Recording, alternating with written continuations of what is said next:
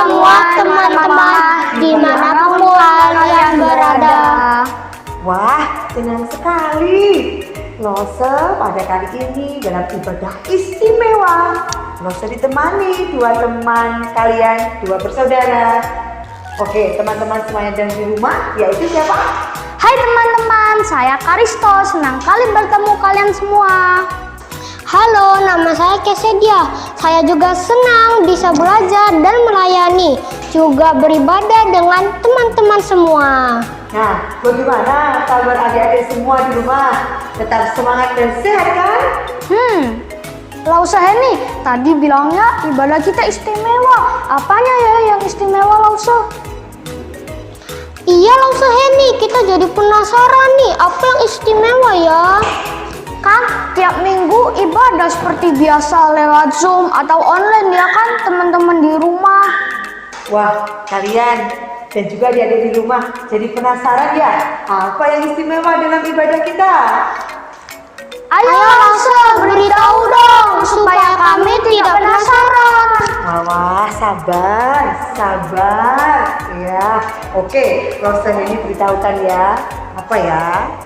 Hari ini istimewanya ibadah sekolah minggu kita karena bertepatan dengan hari ulang tahun gereja kita Elion yang ke-12.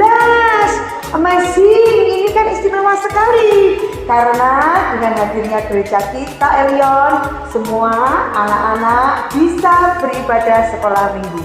Jadi patutlah kita bersyukur. Oh, itu toh gereja tempat kita beribadah yang ke-12 tahun. Wow, 12 tahun itu sudah mulai tumbuh dewasa, Lausa. Iya, Lausa. Ini karena gereja kita Elion ada, sehingga kami bisa beribadah ya Lausa. Tapi pandemi ini kami belum bisa ke gereja seperti dulu ya kan Lausa? Ya Lausa Heni, harusnya bisa ikut HUT gereja kita, bisa dirayain di gereja sambil tiup lilin, ulang tahun gitu pasti seru ya Lausa. Benar Kesha. Tuhan baik sekalipun belum bisa dirayakan di gereja. Tetapi terlebih istimewanya Tuhan Yesus yang adalah Roh bisa hadir di mana-mana, termasuk di rumah adik-adik semua saat kalian beribadah. Nah, untuk itu, yuk kita ajak teman-teman siapkan hati beribadah. Mari teman-teman semua dimanapun siapkan hati kita dan dengarlah panggilan ibadah kita bersama.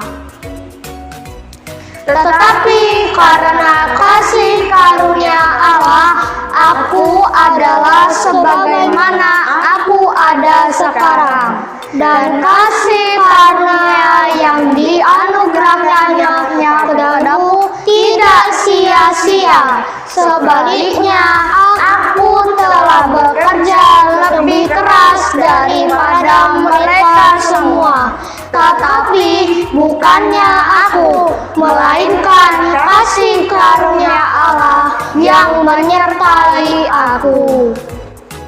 Mari teman-teman kita tetap bersyukur karena Tuhan begitu baik memelihara kita dan gereja kita yang sudah dijaga selama 12 tahun. Bahkan sampai ke depan yuk nyanyikan Ku ada sebab anugerahmu.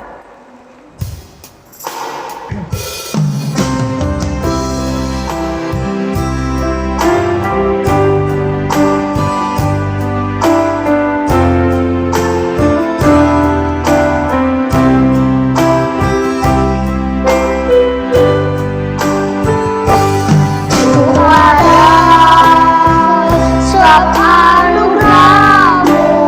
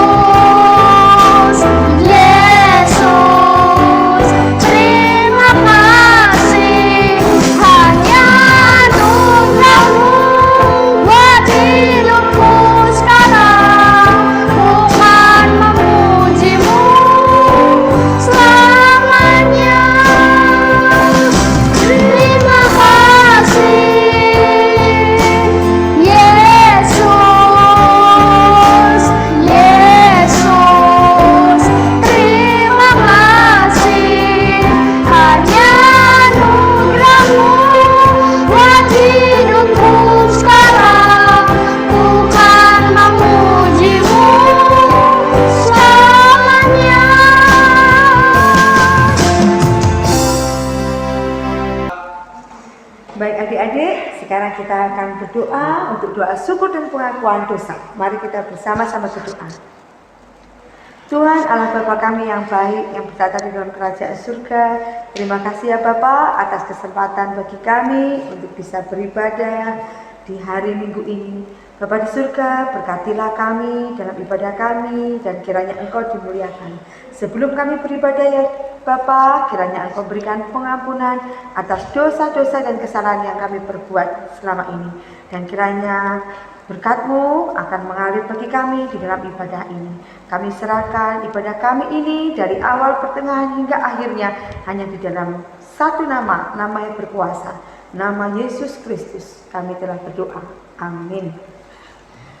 Lausa Heni, kalau orang lain bilang kepada saya tidak istimewa, bahkan bilang saya tidak hebat, rasanya jengkel sih. Harusnya gimana dong saya sebagai anak Tuhan, Lause? Iya, Lause. Kadang saya juga minder temanku bisa ini, punya itu. Kadang saya pingin sama sih seperti dia, tapi itu kan gak baik ya, Lause. Wah, Lause menghargai sekali keterbukaan kalian. Nah, Lause juga belajar memahami. Namun yang pasti, di hari ulang tahun gereja kita ini, kita semua diingatkan, tiap kalian istimewa, diciptakan Tuhan dengan unik, dengan kemampuan yang berbeda-beda. Jadi, kalian dinilai bukan dari kata orang, tetapi Tuhan Yesus yang mengatakan kalian istimewa. Oh, benar Lause ini. Saya harus bilang pada diri sendiri, aku istimewa di mata Tuhan. Betul kan Lause? Iya Kak Karisto, mulai sekarang saya juga nggak boleh minder dengan kekuranganku, tapi juga nggak boleh sombong dengan kelebihanku, karena semua dari Tuhan ya kan Lause? Iya, wah bener ya anak-anak semua, juga semua anak-anak yang ada di rumah. Kalian semua istimewa karena diciptakan Tuhan. Tapi kalian semua lebih istimewa lagi dari orang-orang di dunia ini yang belum percaya Kristus. Apa lebih istimewanya kami Lause? Wah, mau tahu ya? Adik-adik di rumah juga mau tahu. Kelebihan keistimewaan kalian adalah kita sudah ditebus oleh Tuhan Yesus. Dan dosa-dosa kita sudah diampuni. Oleh karena itu kita disebut juga sebagai anak-anak Allah. Untuk itu kita nyanyikan pujian sukacita. Aku istimewa.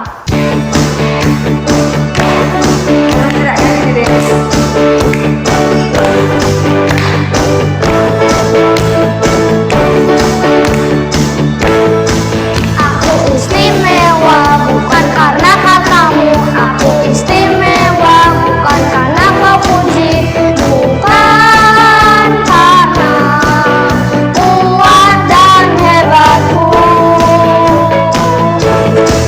Aku istimewa bukan karena katamu. Aku istimewa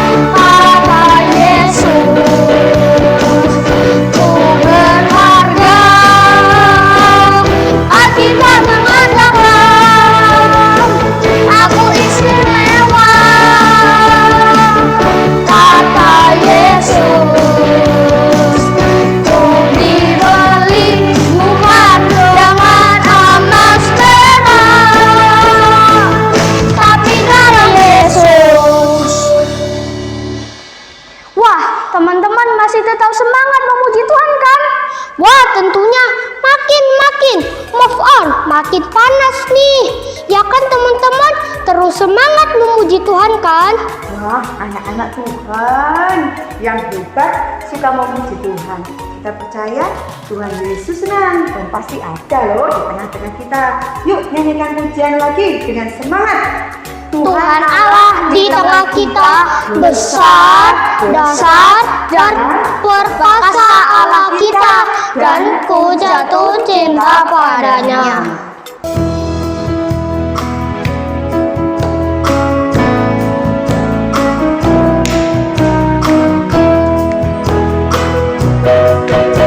Tuhan Allah di tengah kita besar, besar. Dia senangkan dan girakan dengan sukacita. Dia mengasihi dan bersuka karena kita. Tuhan Allah di tengah kita besar, besar, besar.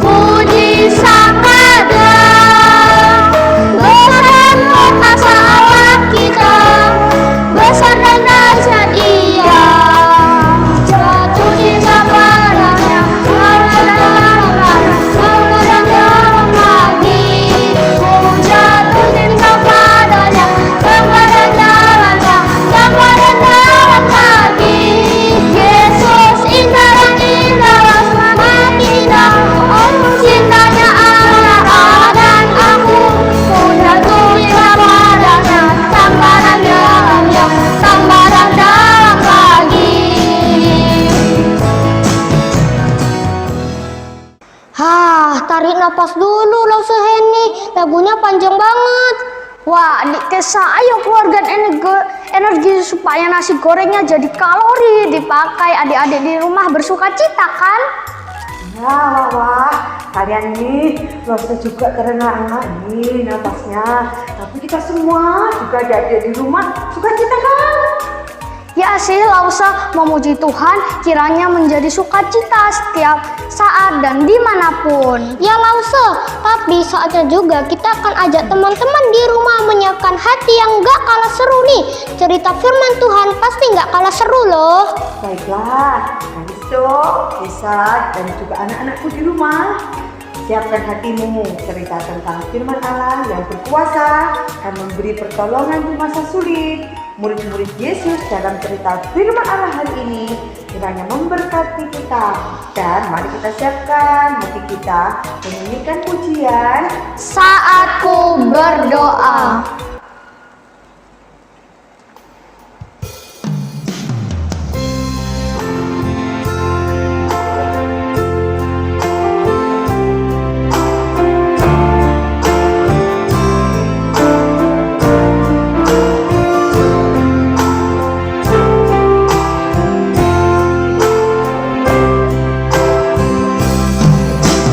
Tak terbatas kuasa-Mu Tuhan.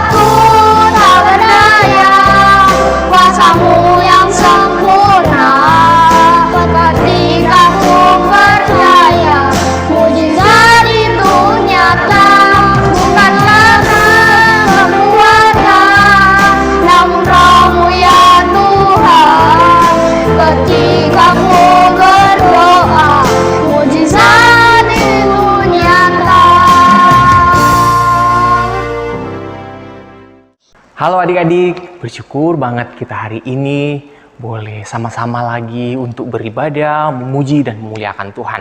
Terlebih ketika kita mau bersama-sama mendengarkan firman Tuhan. Nah adik-adik, hari ini adalah hari yang luar biasa loh. Karena hari ini bukan hanya sekedar kita datang beribadah. Namun pada hari ini kita juga diingatkan kembali bahwa ternyata gereja di mana tempat membuat kita bertumbuh ini sudah berada sekitar 12 tahun di dalam tuntunan dan penyertaan Tuhan. Wow, itu luar biasa banget adik-adik. Nah, ini tidak lepas dari suatu karya Allah yang luar biasa melalui pemberitaan firman Tuhan. Nah, adik-adik, kakak mau tanya nih, kalau kita berbicara tentang pemberitaan firman Tuhan, jadi kita langsung terbayang apa ya yang jadi isi dari pemberitaan firman Tuhan itu? Dan siapa ya yang memberitakannya? Nah, adik-adik, pasti kita kan mulai mengerti tentang di gereja itu bukan hanya ada jemaat, tetapi ada pengkhotbah, ada liturgi, ada berbagai macam pelayan-pelayan Tuhan atau hamba-hamba Tuhan dengan perannya masing-masing. Nah, namun yang paling penting dari semua itu adalah pemberitaan firman Tuhan. Nah, adik-adik, kakak mau tanya ya, menurut adik-adik nih, hamba Tuhan itu siapa aja sih? Ayo, ada yang mau jawab? Oke, benar. Hamba Tuhan itu misalnya satu, orang-orang yang menjalankan kantong kolektan. Siapa lagi? Ya, benar. Hamba Tuhan itu adalah mereka yang memberitakan firman Tuhan. Ya, benar lagi. Hamba Tuhan itu adalah mereka yang memimpin puji-pujian rohani. Ya benar, hamba Tuhan itu adalah mereka yang mau taat menuruti semua perintah Tuhan. Jadi hamba Tuhan itu adik-adik bukanlah hanya siapa yang berdiri di depan kita yang memberitakan firman Tuhan, tetapi siapa yang mau melakukannya itu adalah hamba Tuhan. Nah, namun yang terpenting di sini adalah tugas kita sebagai anak-anak Tuhan, sebagai anak-anak yang telah diselamatkan Tuhan dan yang menjadi hamba-hamba Tuhan, adik-adik, kita dipercayakan tentang berita Injil. Nah, lebih daripada itu, kita bukan hanya dipercayakan berita Injil, tapi kita dipercayakan untuk menyampaikannya. Terlebih ketika kita mau mendukung mereka yang berada di tempat-tempat pemberitaan Injil dengan dukungan doa kita, dengan daya kita, dengan dana kita. Kita mau mendukung mereka semua. Sebagaimana topik yang akan kita pelajarin hari ini adalah Petrus dibebaskan dari penjara. Nah, adik-adik, tahu nggak? Apa yang dikerjakan Petrus itu adalah apa yang disebut sebagai kegiatan pelayanan dari para misionaris. Nah, misionaris itu adalah mereka yang berjuang memberitakan firman Tuhan di tempat-tempat di mana firman Tuhan belum diberitakan sama sekali. Dan adik-adik, ini sangat sulit loh. Kenapa? Karena resiko mereka itu sangat berat. Mereka bisa dibenci orang dan bahkan mereka bisa dipenjarakan sampai mereka itu dihukum mati. Ada begitu banyak orang-orang yang mengalami penderitaan karena memberitakan Injil. Loh, kok sampai segitunya ya? Nah, terlebih ketika kita bisa lihat adik-adik, pada zaman Raja Herodes, waktu itu Raja Herodes mulai menyingkirkan segala macam orang yang mau mengikut Tuhan Yesus. Para pemimpin-pemimpin agama umat Kristen mula-mula mau dibunuh semua. Waktu itu Bapak Yakobus dibunuh.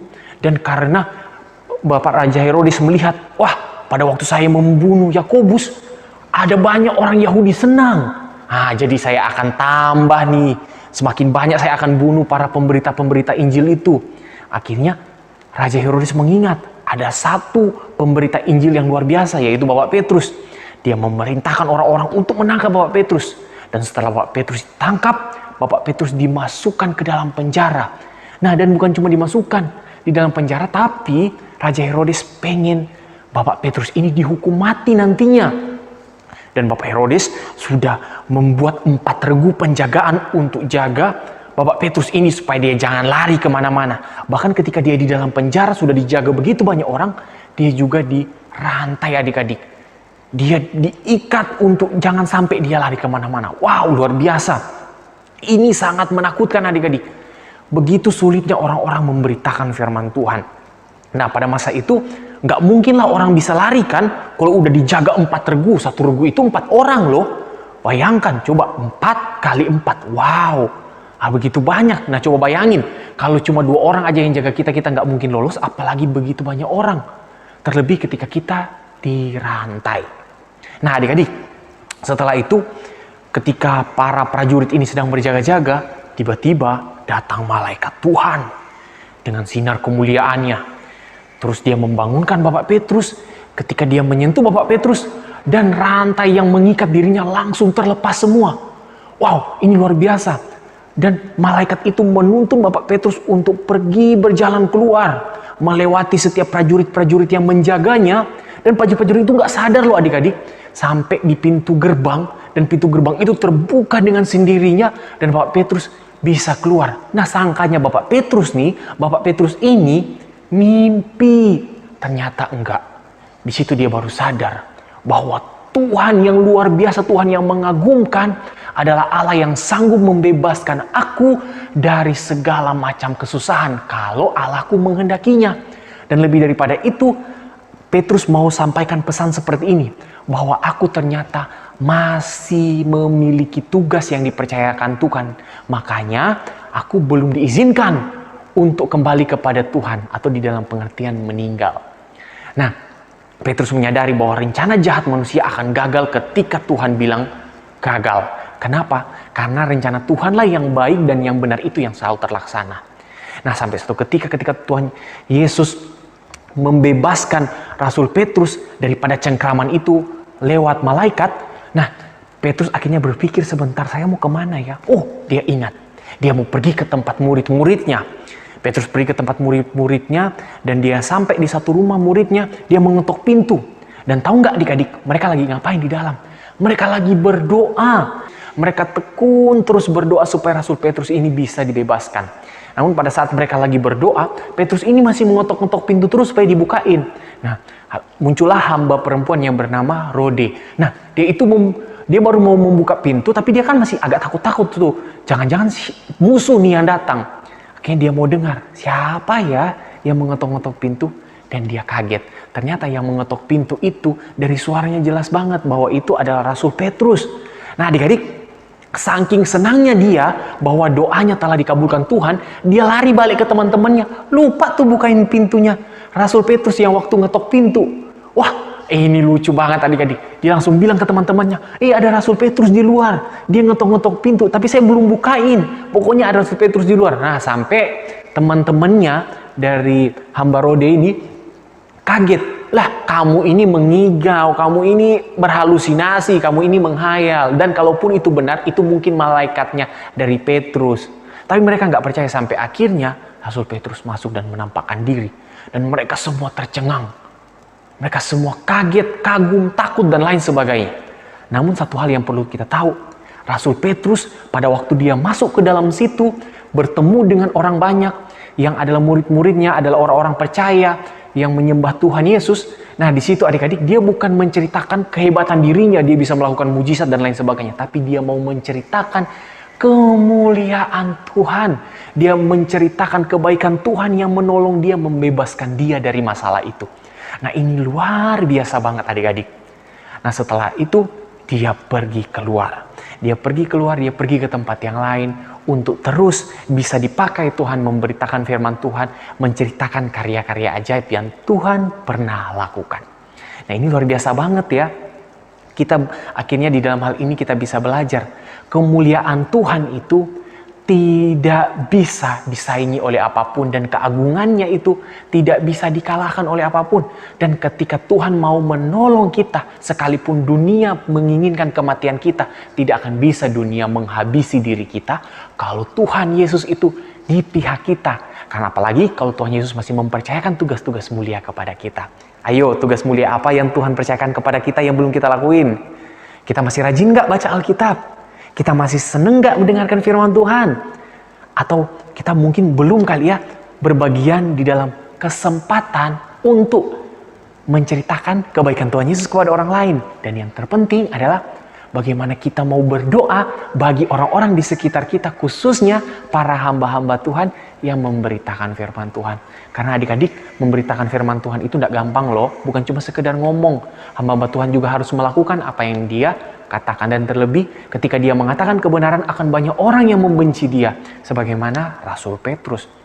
Nah, adik-adik, perlu juga kita belajar di sini ya, bahwa jemaat di situ sangat bertekun berdoa untuk supaya Rasul Petrus itu dibebaskan. Mereka belajar tentang perintah Tuhan Yesus agar berdoa dengan benar, berdoa untuk bukan hanya kepentingan diri sendiri, tapi untuk juga kepentingan orang banyak. Walaupun di sisi lain mereka sangat bergumul dengan kehidupan mereka, tapi mereka juga tidak pernah lupa berdoa tentang masa depan Injil dan bagaimana nasib Rasul Petrus. Nah, ini luar biasa ya, kita harus belajar berdoa bagi sesama kita, terkhususnya bagi pemberitaan firman Tuhan, sehingga semakin banyak orang mendengar firman Tuhan, seperti lewat media online ini. Kita bukan cuma kita sendiri yang mendengarkan, tetapi ternyata ada begitu banyak mungkin teman-teman kita, saudara-saudara kita yang dari agama seberang pun bisa mendengarkan firman Tuhan. Jadi kita bersyukur banget. Nah, lebih daripada itu, kita harus berdoa ya. Kita harus berdoa, kita harus bersatu hati untuk berdoa. Jadi seperti misalnya contoh ya, di dalam persekutuan doa itu bukan cuma berdoa kepentingan pribadi aja, tidak. Tapi mari kita mau bergabung bersama-sama dengan saudara-saudara seiman kita, adik-adik, untuk mendoakan juga kesusahan mereka, kelemahan mereka, apa yang menjadi pergumulan mereka. Ayo, udah seberapa sering adik-adik mendoakan saudara-saudara kita yang lagi kesusahan? Ayo, mulai sekarang kita belajar ya. Lause juga mau belajar, kalian juga belajar untuk saling mendoakan. Dan kita mau belajar mempercayakan setiap permasalahan kita di tangan Tuhan, karena Tuhan lebih mampu mengerti apa yang kita perlukan. Dan Tuhan lebih mengasihi kita daripada orang-orang di sekitar kita. Kenapa? Ketika Tuhan Yesus misalnya ya, pada waktu itu mendapati jemaat-jemaat tidak berdoa pun kepada Rasul Petrus, Tuhan Yesus tetap bisa kok membebaskan. Ketika jemaat-jemaat juga masa bodoh misalnya untuk tidak mau mendoakan Rasul Petrus, Tuhan Yesus tetap kok mengasihi Petrus dan mau memberikan yang terbaik kepadanya. Nah, adik-adik ya, salah satu perintah Tuhan Yesus itu adalah tentang berdoa. Dia mengajarkan kepada murid-muridnya. Jadi jemaat di Yerusalem itu bertumbuh dalam pemahaman betapa pentingnya berdoa bagi kehidupan mereka dan kehidupan orang lain. Tuhan Yesus juga mengajar para murid berdoa bagi kedatangan kerajaan Allah, di mana Allah memerintah di dalam diri kita untuk supaya kita mengikuti setiap perintah Tuhan. Sebagaimana gereja kita boleh berada 12 tahun sampai tahap ini, itu semua karena kasih karunia Tuhan mendorong kita untuk menjadi jemaat yang misioner. Jemaat yang dalam artian memiliki jiwa misi untuk mendoakan orang di sekitar kita, mendukung pemberitaan firman Tuhan. Dan ini luar biasa ya. Nah, kita harus sungguh-sungguh berdoa agar Tuhan mengirimkan orang-orang yang lebih banyak lagi mengasihi Tuhan untuk memberitakan firman Tuhan ya. Nah, seperti contoh bagaimana Petrus diperlengkapi Tuhan dan dipanggil untuk melayani Tuhan. Dia memberitakan firman Tuhan sekalipun dia harus mengalami risiko yang berat. Dia memberitakan firman Tuhan dimanapun dia berada. Nah, dan sekarang pemberita firman Tuhan itu, yaitu Petrus itu, pada waktu itu ditangkap. Namun dia tidak putus asa karena dia percaya kalau Tuhan masih mau pakai saya, Tuhan akan pakai terus agar Injil bisa terus diberitakan. Nah, adik-adik, kita perlu tahu, Allah bisa saja tanpa doa jemaat membebaskan Rasul Petrus dari rencana jahat orang-orang pada masa itu. Namun dalam hal ini ketika jemaat didorong Tuhan untuk berdoa, diberikan kesempatan Tuhan untuk berdoa, itu sebenarnya cara Tuhan untuk membuat mereka terlibat di dalam pelayanan yang mulia. Jemaat dijadikan jemaat yang misioner, yang mengasihi sesama untuk supaya pemberitaan firman Tuhan tersebar. Injil bisa terus diberitakan dan orang-orang di sekitar boleh mendengar kabar baik tentang bagaimana Allah mengasihi umatnya. Nah, yang jadi pertanyaan begini, apa sih isi dari kabar baik Injil itu? Yaitu tentang karya pengorbanan Kristus yang luar biasa. Dia mau mati bagi orang-orang berdosa supaya orang berdosa tidak mengalami penghukuman. Dan kebangkitan Kristus menyatakan kemenangan kita dan kenaikannya ke surga menjadi jaminan kita bahwa kita akan mengalami kemuliaan bersama-sama dengan anak Allah. Nah, juga kita di dalam pemberitaan firman Tuhan itu kita bisa mengenal apa sih yang Tuhan mau supaya kita lakuin. Supaya kita bisa hidup sesuai dengan yang Tuhan inginkan. Jadi di dalam hal ini kita bisa belajar tentang betapa agungnya Injil Yesus Kristus, yang walaupun sering ditindas, didesak, diabaikan orang-orang, atau bahkan karena pemberitaan Injil orang Kristen malah dimusuhin, tetapi itulah agungnya Injil, bahwa kebenaran pasti dibenci oleh orang-orang yang jahat.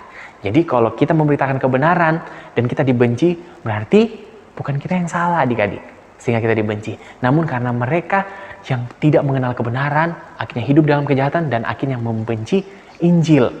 Dan berikut juga kita bisa belajar tadi ya tentang betapa pentingnya berdoa. Jadi berdoa bukan cuma tentang aku, tetapi tentang orang-orang di sekitarku. Oke? Berdoa bagi diri sendiri juga dan bagi pemberitaan firman Tuhan. Karena berdoa bagi pemberitaan firman Tuhan itu penting adik-adik, untuk membuat kita bertumbuh dan membuat orang di sekitar kita juga semakin mengenal Allah, percaya kepada Tuhan, dan menjadikan Tuhan sebagai Tuhan dan Juru Selamat pribadinya. Dan kita harus mengucap syukur untuk semua itu. Yuk, kita bersyukur dan kita tutup di dalam doa. Kita berdoa. Tuhan Yesus, terima kasih untuk kasih kemurahan-Mu di dalam setiap kehidupan kami. Kami boleh belajar firman-Mu melalui cerita singkat dari Petrus. Kiranya kami boleh bertumbuh menjadi pribadi yang mencintai kebenaran firman Tuhan, mencintai cerita Injil dan cerita semua yang ada di dalam Alkitab. Dan kami juga mau mengasihi setiap para pemberita Injil yang memberitakan firman Tuhan dengan berani. Kami juga mau berdoa bagi saudara-saudara di sekitar kami yang mengalami kesusahan. Kami mau berbagian di dalam melayani lewat doa-doa kami.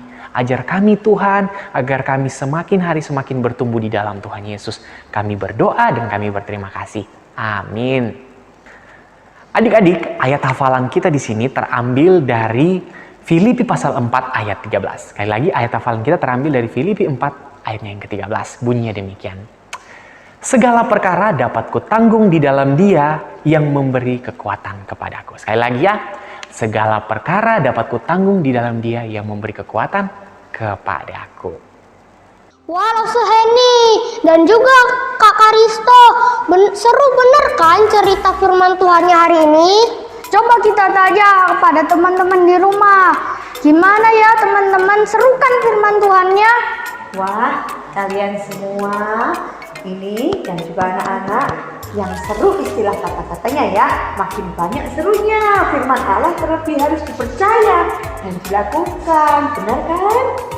Ya, mari kita minta Roh Kudus menolong kita belajar percaya kuasa Tuhan yang hebat dan bersyukur jika doa-doa kita dijawab supaya Tuhan dimuliakan. Nah, sebagai syukur bagi adik-adik semua yang mau membawa persembahan syukur bisa dikirimkan ke rekening gereja. Dan kita akan menyanyikan satu pujian. Dalam nama Yesus ada kemenangan, dan ku menang bersama Yesus Tuhan.